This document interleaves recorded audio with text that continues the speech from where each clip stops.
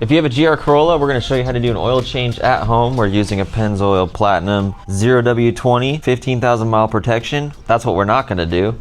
And we have a K&N filter. It's the HP1003. These things are tiny. You can pay a little bit more for this K&N filter, but it's solid. It's good quality.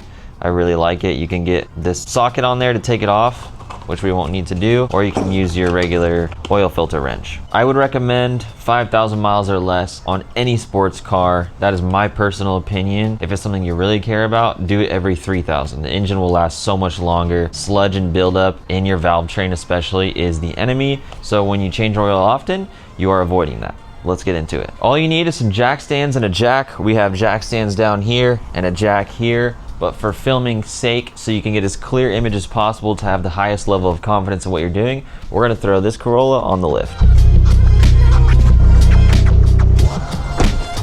It's ideal if the oil is warm, so we just got done driving it, which is fine. It's warm, we're gonna let it cool off. I'm gonna take my oil fill cap and just loosen it and let it sit there so it can let out all the oil as smooth as possible. There's air flowing from the top to the bottom of the engine. When it comes to things you need, I'll have it linked in the description. You can catch your oil with something like this or like this.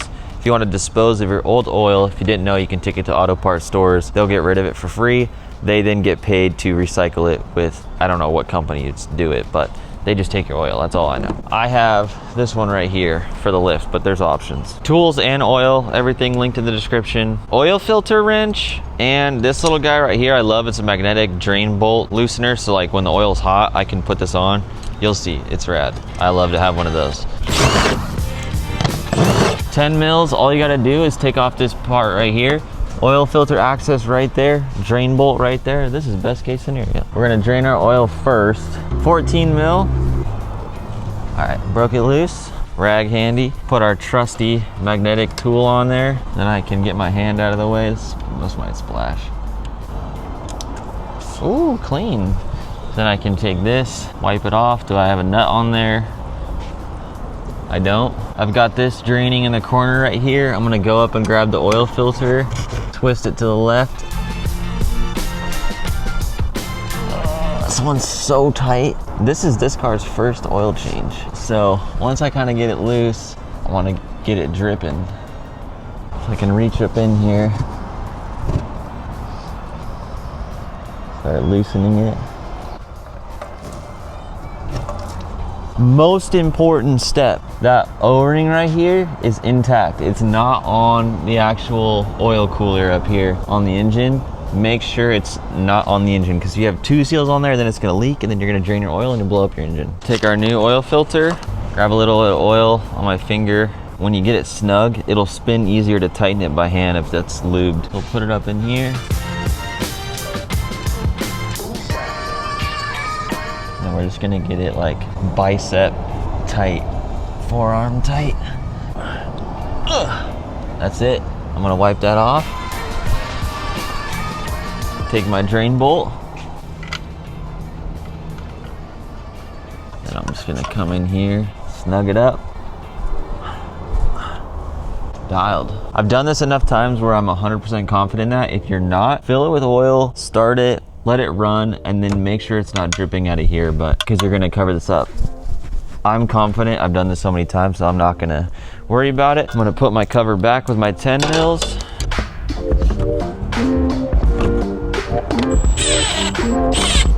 Don't over tighten these, because once you go to the end and they stop gripping, then you just ruin the threads. Cool, now I get this out of the way.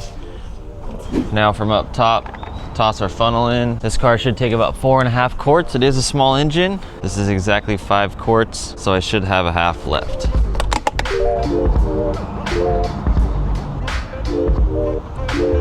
It's about there.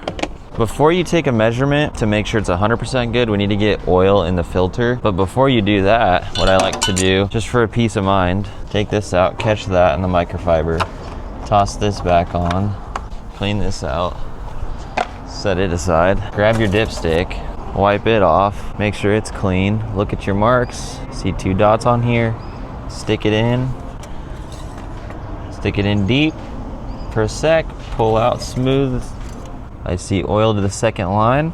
I like it. So I'm gonna start it and run it for about a minute, let it sit for a minute, and then do my final check once I have oil in the filter. While we're waiting for that oil to get into the filter, we can reset the oil light. So what we'll do is we're gonna go into our settings on the main screen. We're gonna go to vehicle settings, hold OK, and then we're gonna hold OK on scheduled maintenance, reset data, yes, reset complete, and we're good to go. Let the car sit for a sec, clean off our dipstick, and do our final check.